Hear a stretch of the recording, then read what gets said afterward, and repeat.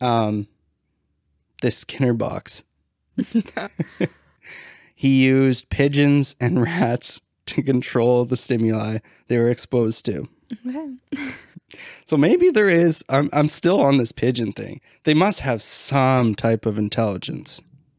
So. Well, I think everything has some kind of intelligence, right? Like, so it's not that they're stupid in every aspect. Or maybe this should just completely discredit his discovery. Oh, yeah. That's what this podcast is doing. We're discrediting every famous researcher ever. But he did find stuff out, so you can't discredit him. Well, let me hear what he found out first. Found 5 consequences of behavior. 2 things increase behavior. First one was positive reinforcement. Mm-hmm. That's what we talked about before. When you do something correct, you get a positive reward. An example of this would be like a performance raise at work. The second one is negative reinforcement. So, remove the negative stimuli when you do something correct. If that makes sense. It's different. It's not punishment. And people often get confused with that. Yeah. Wait, so you're saying if you do something good, it's just that nothing bad happens? Or they take away something, say, what would be an example here? Say if I was just tapping you in the forehead. Oh, have you ever done that?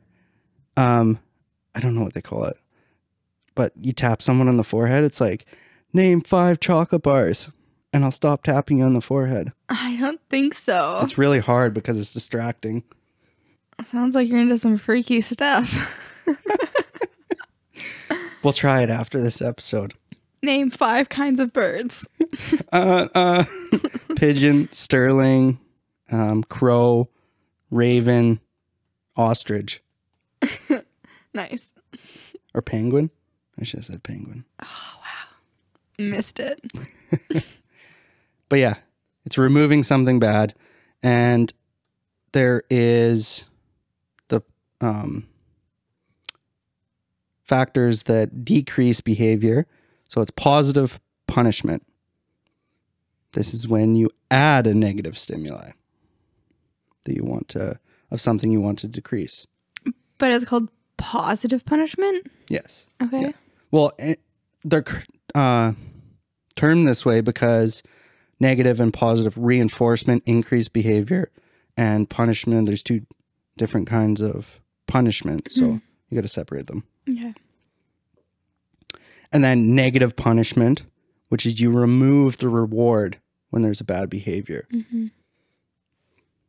And then the 5th one is called extinction.